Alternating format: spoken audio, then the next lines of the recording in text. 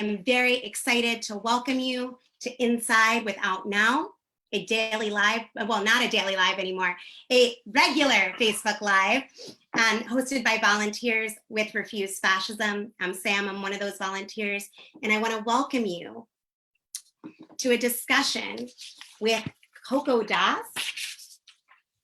a member of the refusefascism.org editorial board, and Amanda Marcotte, a politics writer for salon.com. We're going to get into Trump's refusal to wear a mask as a signal of fascism and much more. So I want to welcome you, continue to share, continue to post your questions and comments, and I want to bring them on. So welcome.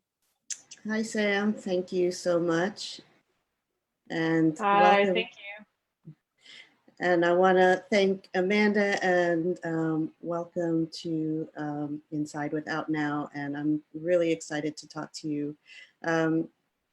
Just to tell you a little bit more about Amanda, she is a politics writer for Salon, covers American politics, feminism, and culture. And her book, she has a book out, which I've read, and it's excellent, Troll Nation, How the Right Became Trump-Worshipping Monsters Set on Rat-Fucking Liberals, America and Truth Itself. And we can say the whole title here because we're just on Facebook, not on the airwaves. So I wanted to talk to you first about this very important article you wrote,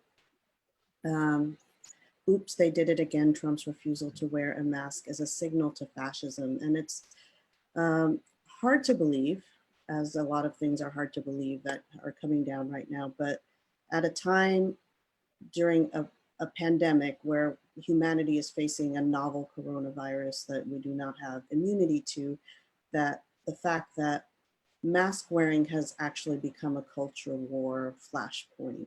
And so at the Mayo Clinic, Pence went and refused to wear a mask, or he said he didn't know he was supposed to.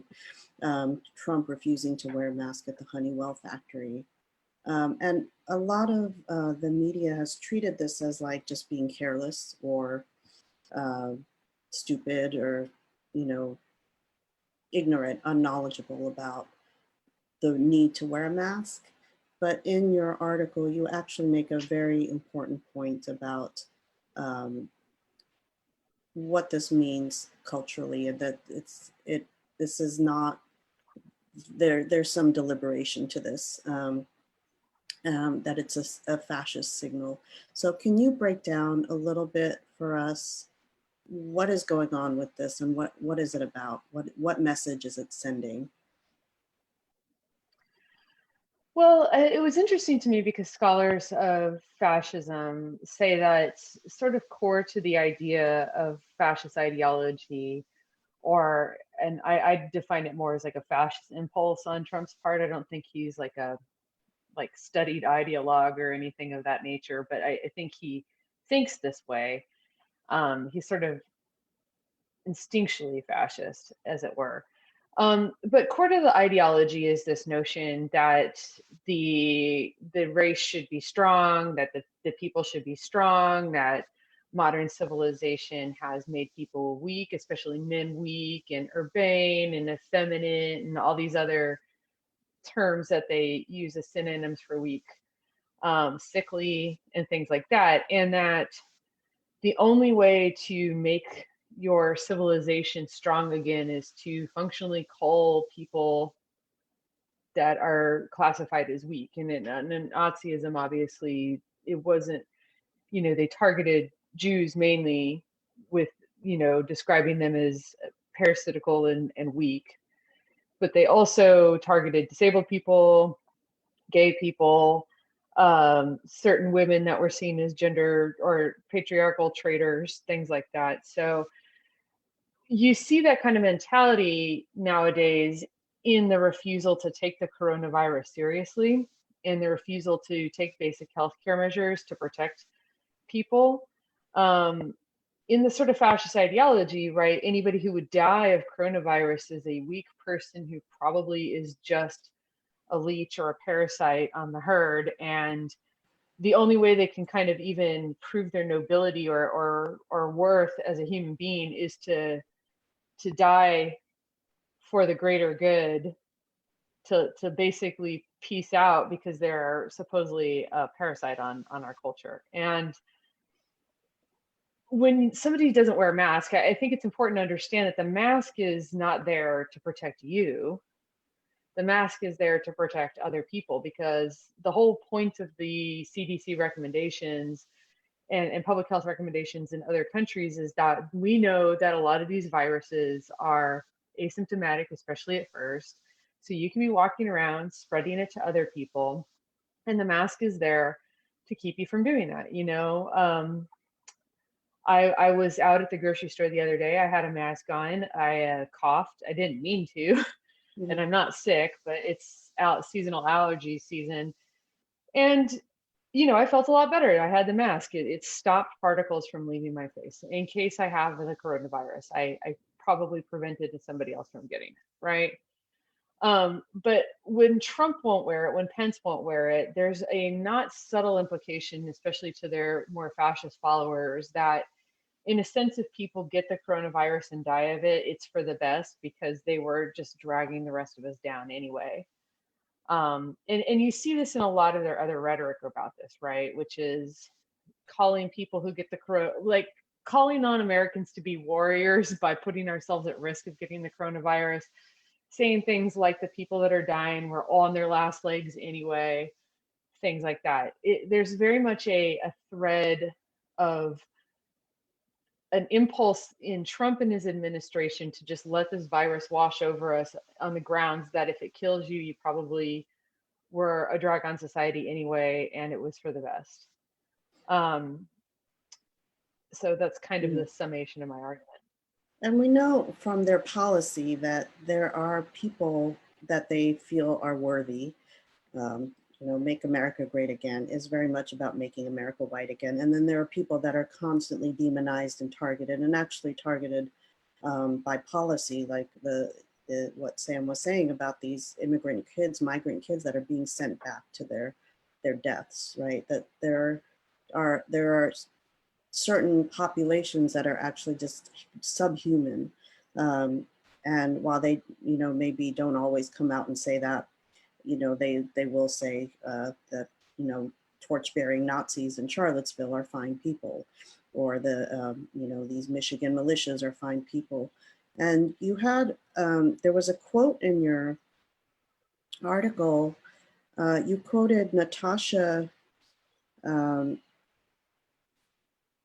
let's see where I need to find it. Natasha Strobel, right? She's an Austrian political scientist, and she wrote, or she said, and you quoted her, "Weakness is never worthy of protection and has to be cast out. This is fascism." She continues, "The fascist believes that those viewed as weak have an obligation to die without protest for the greater good, and that if they don't do it, they are weak, and the weak drag everyone else down, and therefore must be done away with." And so you were talking a little bit about that. And, by normal logic, a death toll of well over 80,000 in a matter of months, right, would be, people would be questioning, right? It would be just unthinkable. And if any other, it's hard for me to imagine if any other president, if this had happened under Obama, what would the reaction have been of, the entire Tea Party population and this fascist movement that was being cultivated then, and the media and as well as the normal people. So, but yet his approval ratings have not plummeted. They fluctuated a little bit, but they haven't gone down significantly. And in fact, it seems like there's a base of people that is even more solidly behind him and the regime right now. So I was wondering if you could talk a little bit about, what do you make of this? And, maybe how do you see this? Is there a way that you can help us understand this? Yeah, there's this narrative in the mainstream media now that Americans have become more polarized than ever before, polarized.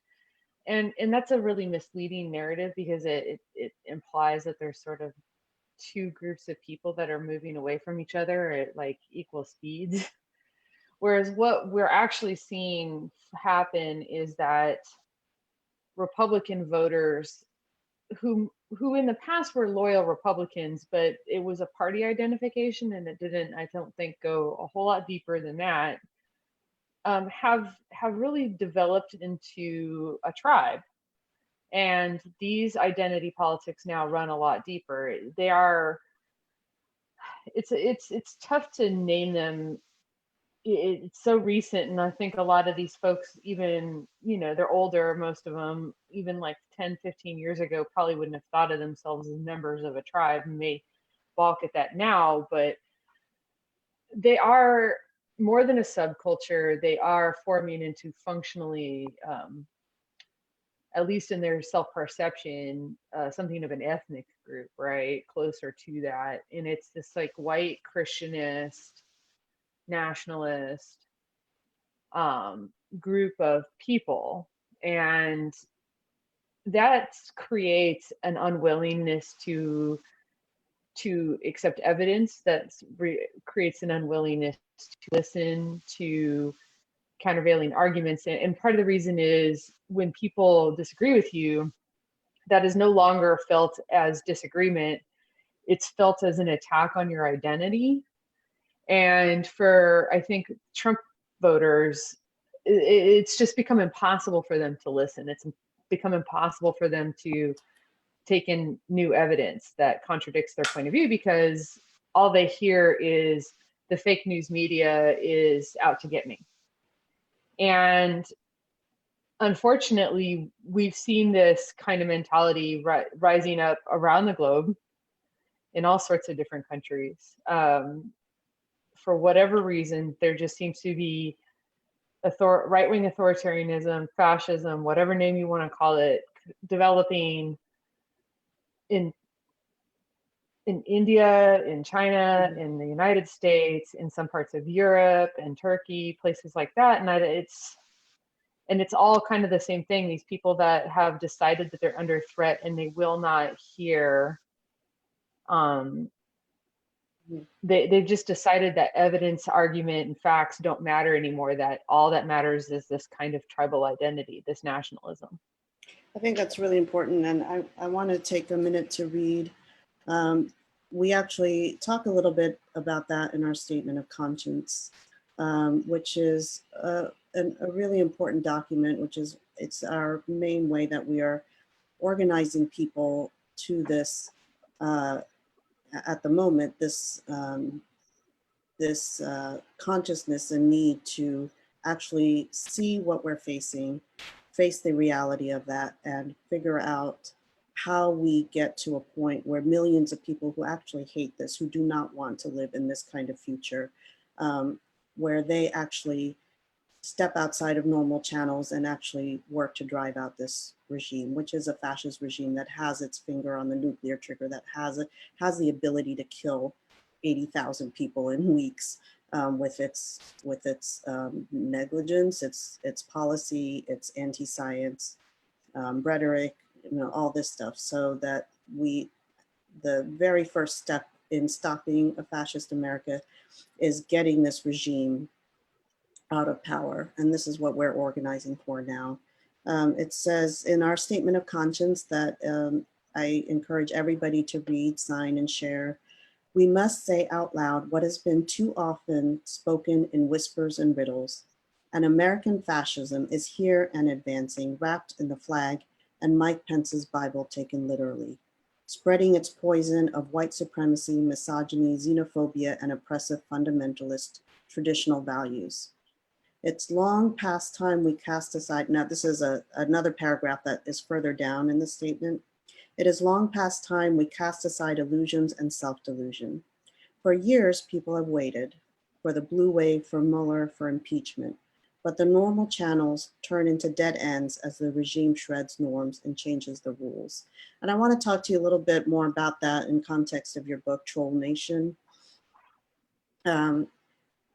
There's a really interesting one. I want to say that I really appreciated that you mentioned Gamergate. I was, maybe you can tell us a little bit about that.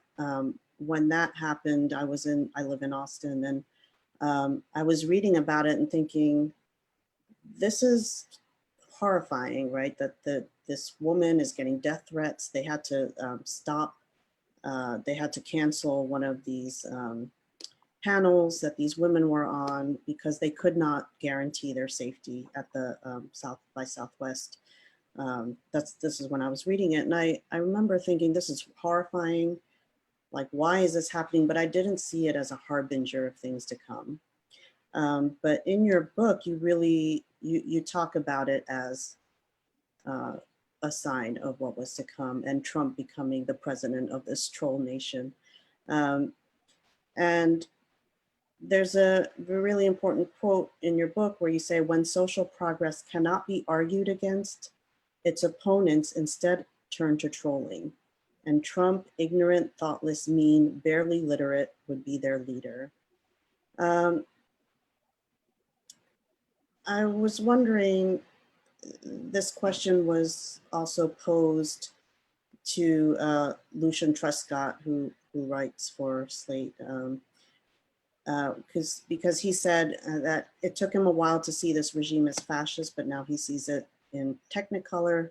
And Sam had asked him, was there a moment where you saw that, where that changed? So I was wondering if has there been an evolution in your in the way that you look at what the regime does, and was there a point where you said, I have to use the F word, I have to, you know, talk about how mask wearing is actually a signal to fascism rather than just, you know, all the other names that people call it, right? Like alt-right, authoritarianism, and populism, those things. Why was it important to use the word fascism? That's a good question. I think, you know, I don't think I was ever really in doubt that like a movement like Gamergate or the alt-right was a fascist movement, right? They are the online equivalent of like Nazi beer halls. Like The they brown really, shirts. and they've never not been that. And I think for me, I think the realization that Trump was not even going to hesitate to align himself with that kind of ideology was when I was at, and if I'd held this feeling before, I don't know, but I definitely distinctly remember being certain of it, I was at the Republican National Convention, and he spoke, and he was like, you know, doing his best Mussolini impression. It was so obvious, it was impossible to deny it. But it wasn't just the fact that he's up there like, you know, doing the Mussolini thing and like yelling, I alone can fix it. Like I was like, this is really like a Mussolini speech. But it was the audience's reaction was what was terrifying, absolutely terrifying. Like I had spent days talking to these people, and I mean, they're Republicans. We don't see eye to eye, that's to say the least. And I was, you know, I've been covering the right for my whole career, and I've been increasingly concerned about how radical they're getting. But even then, it was still shocking to see people that I had been talking to and hanging out with and just being around for 4 days getting on their feet and acting like, I mean, this was not like the usual enthusiasm you see at a political rally. It was next level. They were out of their minds. and it was the realization, I think, that hit me, and why it was so traumatic, was I looked at this crowd, this huge crowd of people, just thousands and thousands of people, and I realized they were all experiencing the realization kind of all together at once that they don't have to care anymore about arguments, about facts, about anything. All they have to do is care about power.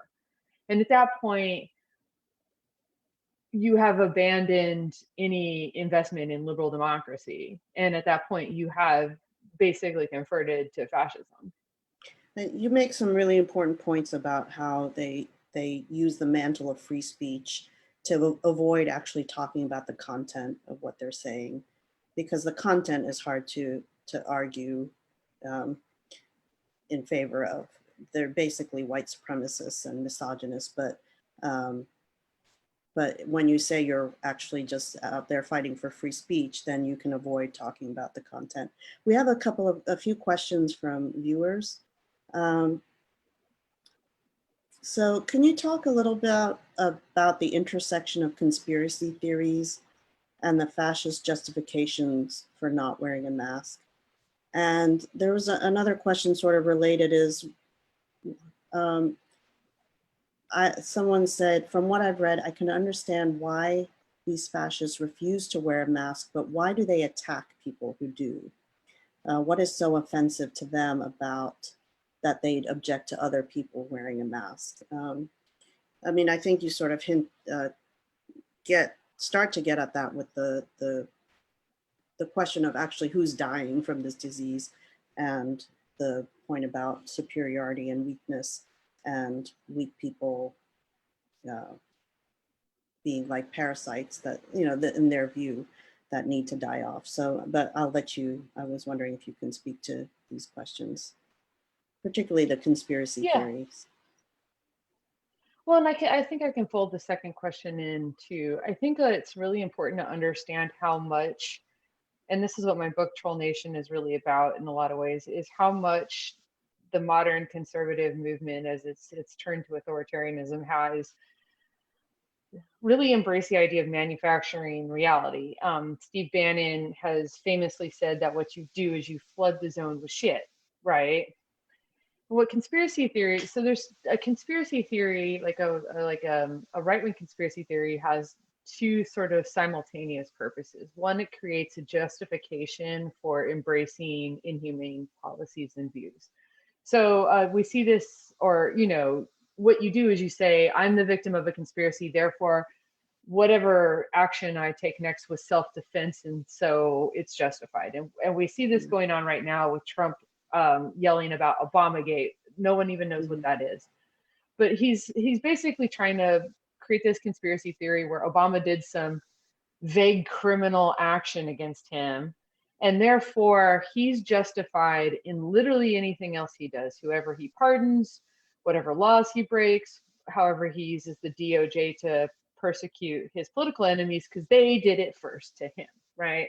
So that's kind of the first thing that conspiracy theory does.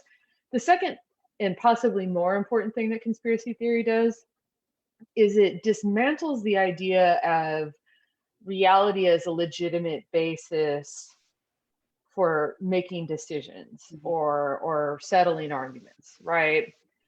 And that's what Steve Bannon was talking about when he said flood the zone with shit. Like, a lot of conspiracy theorists don't even believe their own conspiracy theories. I mean, Alex Jones will ping pong back and forth between, he'll have contradictory ones. The second that he gets in trouble, like with the Sandy Hook conspiracy theories, he'll drop them and he will admit he understands reality. You see this happen all the time. They know they're lying. They don't, a lot of the time they don't believe this stuff, but that's the point. They are trying to, there's a radical agenda at foot of trying to deny that reality matters, that objective truth matters, that all that matters is tribal loyalty and power. And the conspiracy theories, the sort of choose your own adventure version of reality, is about establishing that, as is phrases like fake news, which Trump calls legitimate news. That's a strong echo of what the Nazis called the press, which is the Lügenpresse, which meant lying press.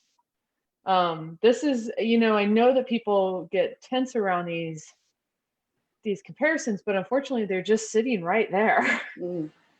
Yeah. I would like to, because I don't think enough people know about it, but I don't think we have a lot of time to get into it, but I would like to talk a little bit about your article, Trump's War on Birth Control.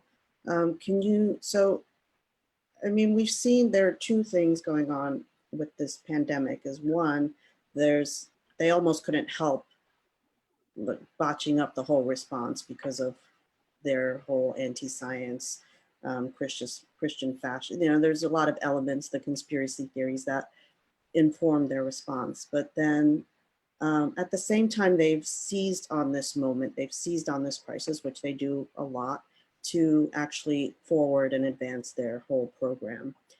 So you wrote about some of these attacks on birth control that were going to the Supreme Court. Can you just tell us a little bit about that and what you think that represents? So it's a very complicated case, and I'll try to boil it down as much as I can. And this is the third time that the Supreme Court has heard a case involving the birth control benefit in the Obamacare, in the Affordable Care Act. There's been a lot of, I would say, titillating press around this that I really disagree with, because all that Obamacare does is it says that preventative health care is covered without a copay on your healthcare plans. And contraception is included in preventative health care along with things like vaccinations, well person visits, and actually things like addiction recovery, breast pumps, things like that. And since the very moment that they included contraception in the preventative services slate of like copay free services, the Christian right has been trying to get it removed, and or at least curtailed pretty significantly. So they've had, you know, these nonprofit groups suing to say that I don't want to cover birth control, even though it's, you know, it's the insurance company covers it, right? Not the employer. We all have a health insurance plan, or a lot of us have a health insurance plan. We know your employer doesn't do it, Blue Cross does it, right? Hobby Lobby sued about it. And now what has happened is that the Trump administration has made a rule, and they did it without going through the sort of protocol that you're supposed to go through when you do rule changes at the federal level. And they said that an employer can deny, can block contraception access in their plan for religious or even just moral reasons. Who knows what that even means? And so they've been fighting this. The Supreme Court actually heard arguments about it. It was one of the first cases that they've actually done over Zoom, where the public could listen in. And fundamentally, like, I think what is going on is that the religious right has learned that they can kind of win just by having these wars of attrition. And they've taken advantage of the fact that Trump is like a chaos monkey to bury what used to be a huge story, like way deep in the newspaper, because there's all these other scandals that are hiding it. But fundamentally, they are using this sort of hostility to birth control to drive a dump truck through like anti-discrimination legislation generally, and to just literally say that anyone can discriminate against anybody for any reason whatsoever, as long as they claim a religious or moral reason. And they're using kind of the fact that people are squeamish about sex, squeamish about women's healthcare, squeamish about women's rights, to sort of experiment on women and our healthcare access to sort of establish case law that then will be used to say that you can discriminate against gay people, against transgender people, possibly even against people on the basis of their skin color. So it's unfortunate that this isn't getting more coverage. Well, I do recommend that people read your article in Salon about this.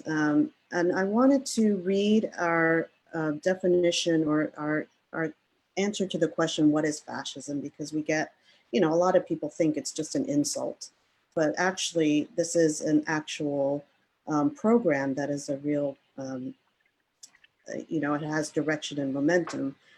Dissent is piece by piece criminalized. The truth is bludgeoned. Group after group is demonized and targeted along a trajectory that leads to real horrors. All of this has taken dramatic leaps under the Trump regime, and history has shown that fascism must be stopped before it becomes too late. Fascism is not just a gross combination of horrific reactionary policies. It is a qualitative change in how society is governed. Fascism foments and relies on xenophobic nationalism, racism, misogyny, and the aggressive reinstitution of oppressive traditional values. Fascist mobs and threats of violence are unleashed to build the movement and consolidate power. What is crucial to understand is that once in power, fascism essentially eliminates traditional democratic rights. And I want to just kind of tie that into a couple of questions that we have, and just the talk a little bit about what is our responsibility in the face of this. And you talked, there was another something that struck me in Troll Nation where you said it seems less cyclical what's happening and more simultaneous, and that this is, you know, this is something that we say, this is not the worst of a pendulum swing. It is actually a qualitative change in how society is governed, in how government is run. You see these norms being constantly shredded, where, you know, people say he can't do that, but then the regime does get away with it. You know, we saw that through the whole impeachment process, right? And someone was asking, recently Kushner threatened that, and this is not the first time that this has come up, but the question has come up of whether there's even going to be an election. Kushner was threatening to somehow cancel the election. He wouldn't commit, right, to saying there would be an election. You know, this is sort of related to that passage that I read, but another part in the statement of conscience is, let us not hope against facts that the election alone can resolve this crisis. This is the election that Trump was on trial for sabotaging, right? I was wondering if you could speak to that, or you know, what is your, as a journalist, you know, what do you see as your responsibility, and what are you hoping that people will do after they read your pieces? Oh, that's a tough one. I think, I mean, obviously, if Trump could cancel the election, he would. And I think everybody should just know that in their heart of hearts. Like, this, it's frustrating to me to see people still depend on the idea of norms and laws when you're dealing with people that don't accept facts or reality. Like, they've given up that. We have Tucker Carlson on Fox News questioning the germ theory of transmission. Mm-hmm. If they can question that, they can question anything, and they will. That said, I don't know that Trump has the power or the will to get the election canceled. My greater concern is that he will just reject the results of any election and refuse to leave. And then I think we should not be Pollyanna-ish about what might happen then, because what has happened in other countries around the world when leaders do that is people start siding up, making arguments, and often it's the person with the more power wins, not the person with the better argument. Mm-hmm. And I think, I mean, I think the best that we can do is continue to tell the truth, continue to speak out, continue to talk to people that we know, especially people we know that are like, dude, that's politics, and I don't like being political. Like, if you can get people like that involved, it will help a lot, because I think even, you know, that literally the only chance that we have is such a show of popular will that even some of the tactics like vote suppression, Russian interference, Trump's inevitable claims that the election was stolen from him and there's fraud, and his rejection of the election, he'll do that. He rejected the 2016 election and he won it. you know, all that's happening. So if, the only hope we have is such a show of popular will and popular force that even he can't deny it. So I mean, you know, it really just comes down to that. yeah, I mean, what we are working towards and what people can see in our literature on refusefascism.org is that mass sustained nonviolent protest, which is not a possibility, that not that it's not possible, but it's not what we are calling for at this moment. But we do feel that it is the only realistic way to show that popular will and actually create a political crisis that could get this regime out of power. But this is what was done in South Korea, in Puerto Rico, when they drove out their governor. And we do hope that people will read our statement of conscience and call to act and spread this demand. In the name of humanity, we refuse to accept a fascist America. This nightmare must end. Trump, Pence, out now. And we invite everybody from any perspective, if you feel that this regime poses a catastrophic danger to humanity and the planet, because it is a regime that actually leads a whole fascist movement, which Amanda has been talking about in terms of the trolls, these online brown shirts, these people who are very activated, the other people in the regime who will peddle these conspiracy theories. This is a whole movement. It's a whole united front of different strains of fascists. And the normal channels have been shredded. The normal channels have turned into dead ends. So I really appreciate that Amanda's been here to get into some of this with us, what it actually, what this actually looks like. And I just want to end with you on the question, unless if Sam has some other questions that have come up. You talked about this word, you used the term fascist impulse.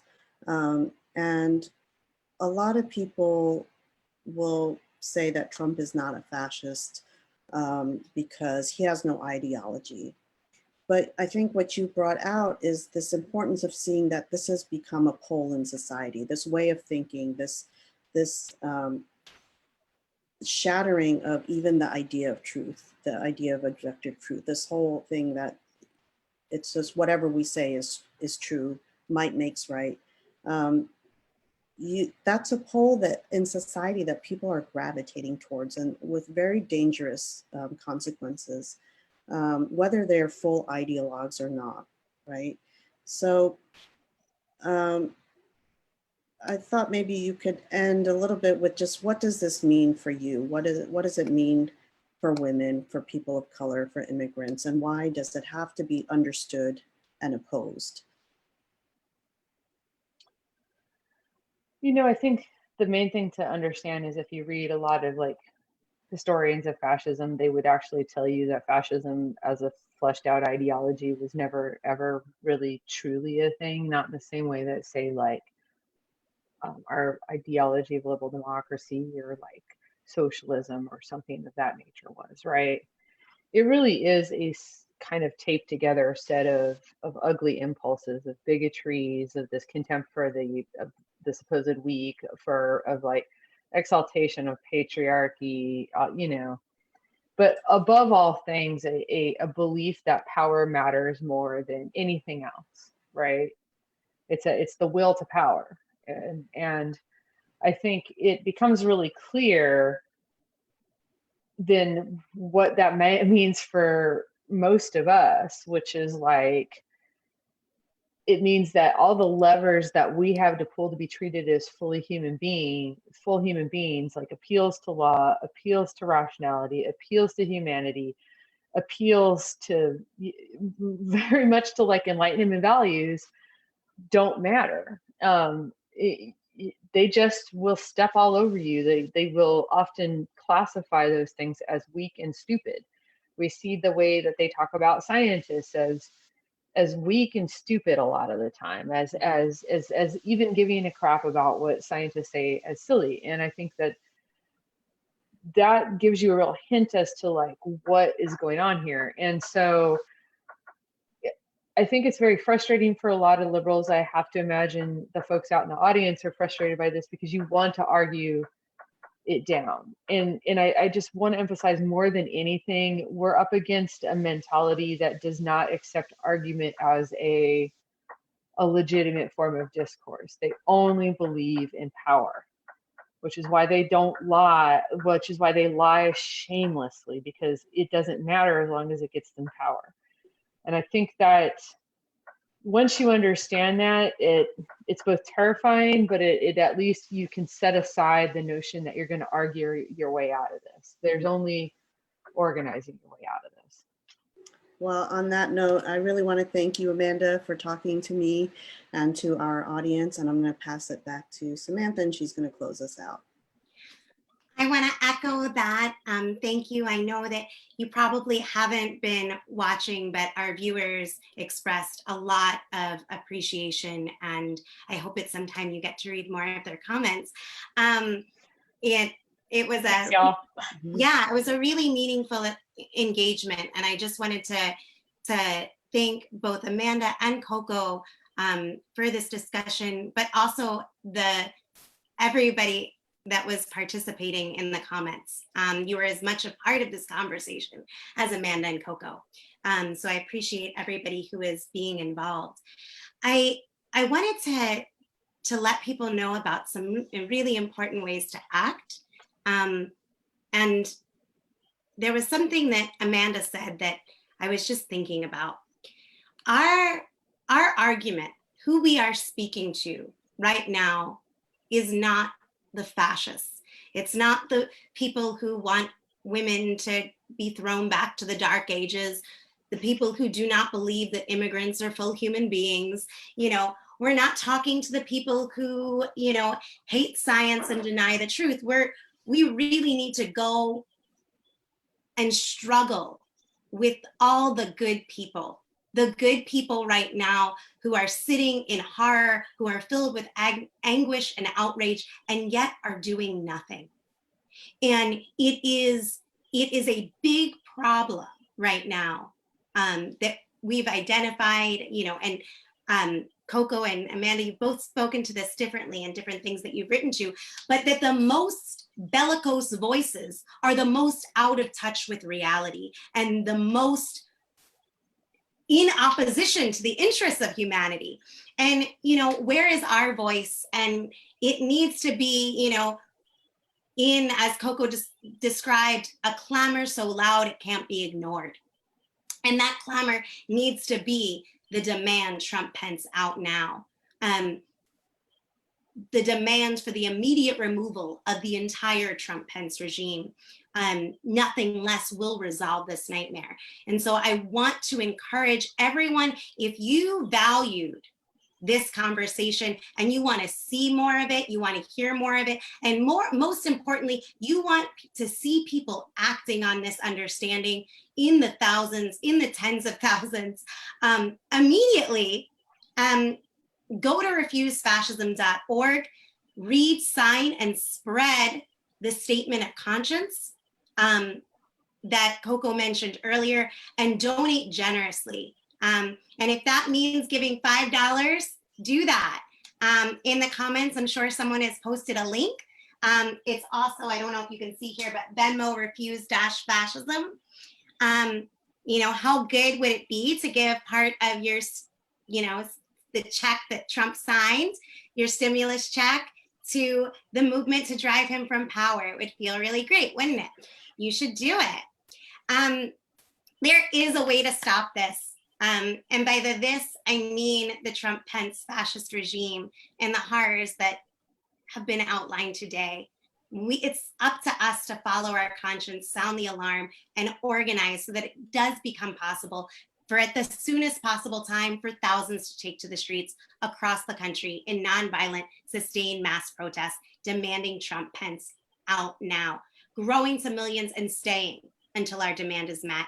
And we need you to make that a reality. So join us, share your ideas, share this live. So if you enjoyed it, I'm sure you know somebody else who will too. So thank you for joining us. This was Inside with OutNow.